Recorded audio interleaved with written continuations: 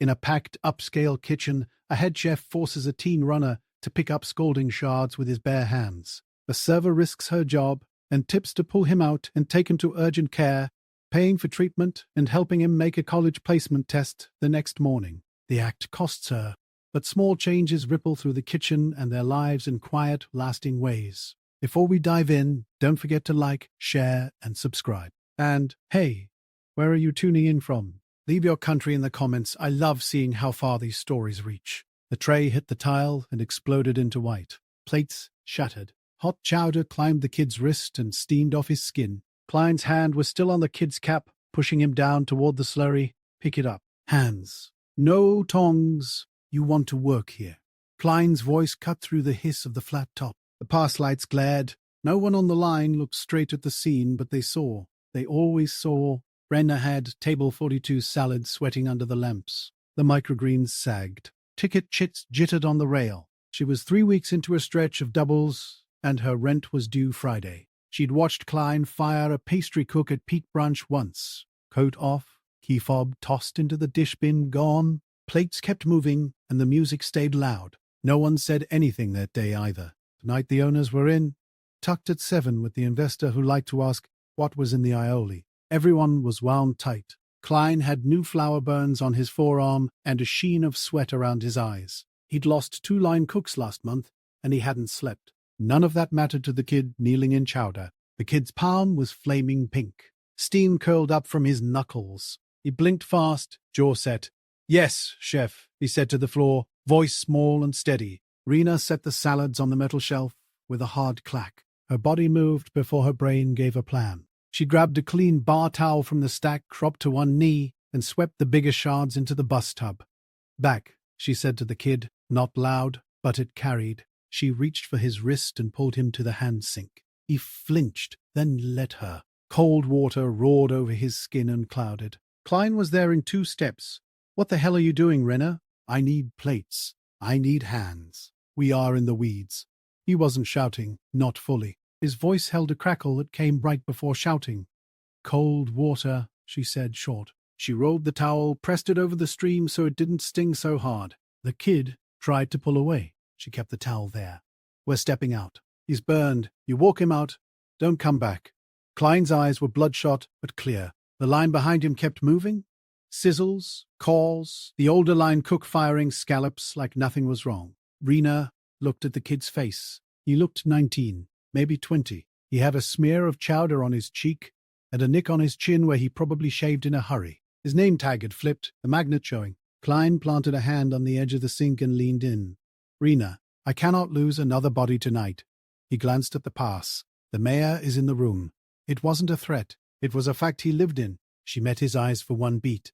"Then fire me," she said, and it came out very calm. She untied her black apron and let it slip into the soup. The ties soaked up chowder and slapped the tile. She wiped her hands on the back of her pants. Her heart thumped. The row of heat lamps reflected in Kline's eyes. "Renner," the maitre d' called from the other side of the pass, voice tight.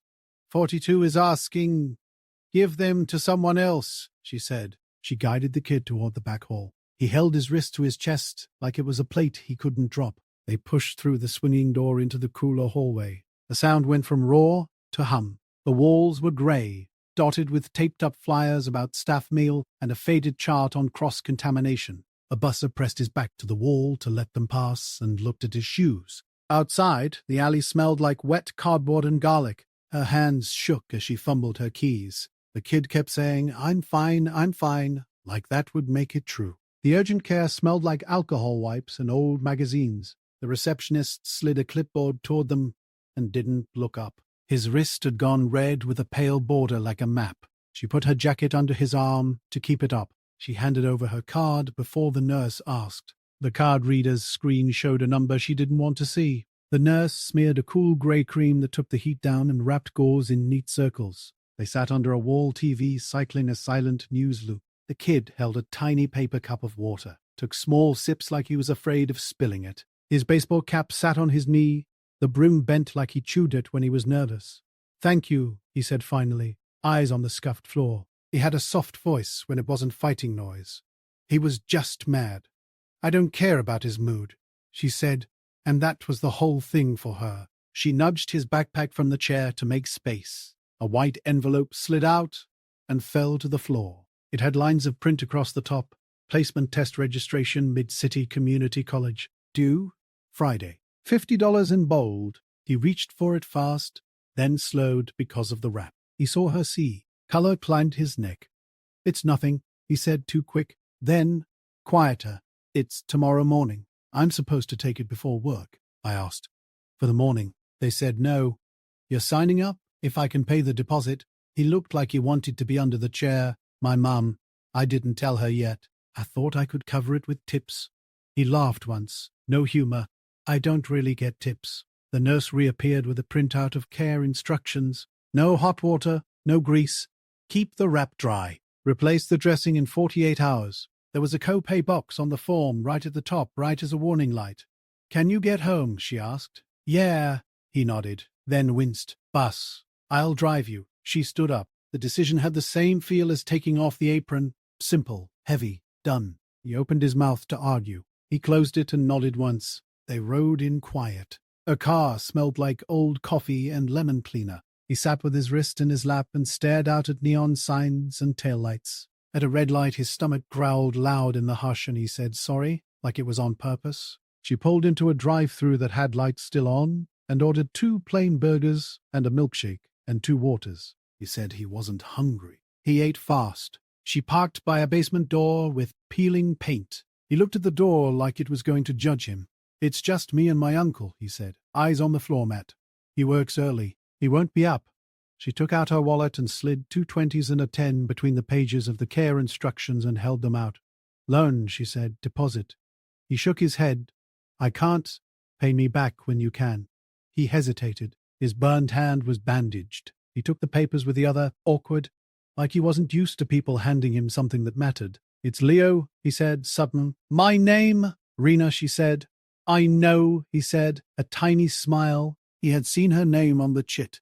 She wore it under her collar. She watched him go down the steps, careful not to bang his hand. The door clicked. Her phone buzzed. An email from HR. "Schedule change, see manager." A second one. "Please bring in apron."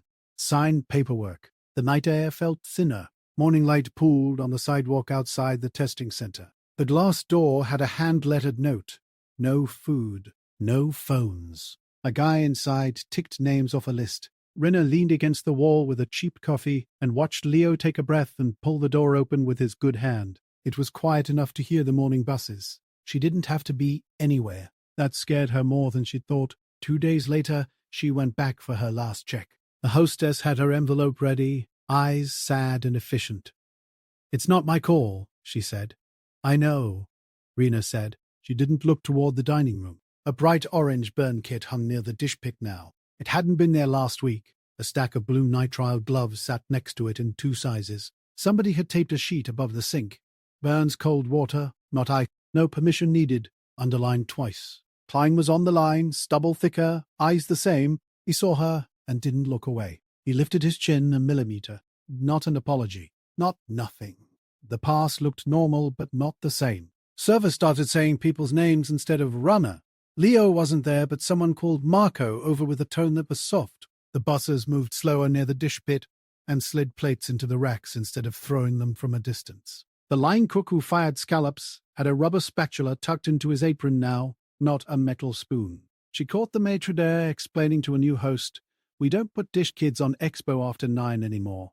It was said like a note about where the napkins live. Quiet policy, not a banner. On the schedule board, a new block, 10-minute breaks for dish after each hour. A scribble, "Check hands." At home, Rena updated her resume. A friend texted a link to a cafe that paid less but closed at 4. She applied and said she could start at open. The owner, a woman with a streak of gray hair and a direct look, hired her for mornings and said, "We treat people like we want to see them tomorrow."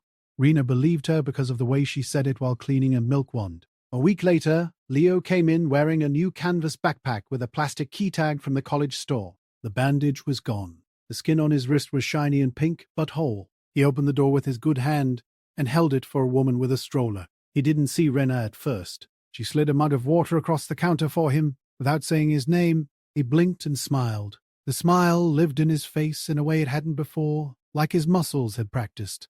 "Past the writing," he said when the place slowed enough for words. "Math is next week." He tapped the plastic tag on his bag. It clicked against the counter. He didn't mention the 50. He didn't need to. Rena worked the cappuccino machine and pretended the hiss covered the tight in her chest. She wiped the counter down with a clean cloth and set a plate of toast near his elbow like she did it for everyone. Later, she walked home past the alley behind the old place. The big bins hummed. The back door opened for a second and one of the buses laughed at something, and the sound wasn't sharp. A yellow dish glove hung on a nail by the door, catching sun. It looked ridiculous and brave at the same time. On her windowsill that night, she put her hands around a grocery store coffee and watched the city go from blue to black. Her phone buzzed with nothing urgent. Her palm had a tiny cut, healed to a thin line you could only see when the light hit it. It wasn't a story. It was a mark where something had been and wasn't anymore. She watched the glove in her head bright in the alley light, not moving, just there, and felt the quiet hold.